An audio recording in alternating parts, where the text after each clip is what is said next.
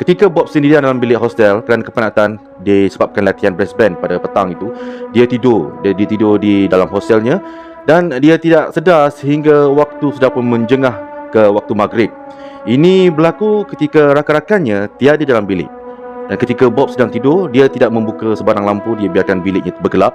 Dia terdengar suara keriuhan seperti ada penduduk kampung yang ramai sedang melakukan kerja-kerja seharian seperti mengunjung pasar raya ataupun keramaian.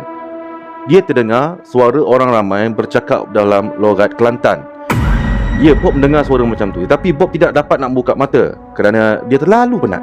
Dan kerana dia terlalu penat, dia tidak mahu diganggu, dia telah menjerkah suara-suara itu, menengking dan juga memaki hamun suara-suara itu dengan kata-kata yang kesat.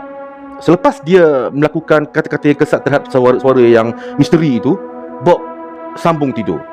Dan ketika dia sambung tidur itu jugalah dia terasa ada sesuatu sedang berdiri di atas katil tempat dia tidur. Dan dia merasakan tubuhnya berat dan sukar untuk bangun.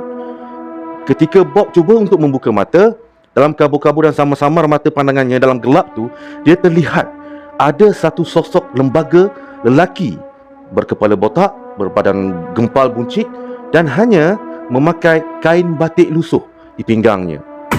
Bob tak dapat nak bergerak, dia seperti terkaku di situ dan dia melihat mata makhluk itu merah menyala.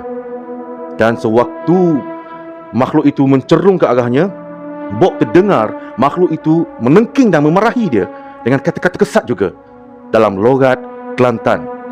Dia berkata, "Kamu orang luar jangan kurang ajar dengan aku dan orang-orang aku." Ketika itu Bob hanya mendengar dan terpinga-pinga tanpa dapat bergerak. Dia tidak dapat untuk berkata, dia tidak dapat untuk berbalas kata dan juga tidak dapat untuk bangun. Dia hanya melihat dan terkebil-kebil sehinggalah makhluk itu memijak dada Bob. Bob terasa seperti satu beban yang amat berat melekat di atas dada Bob, menyebabkan Bob sukar untuk bernafas. Bob terasa waktu itu mungkin adalah waktu terakhir dia di atas dunia.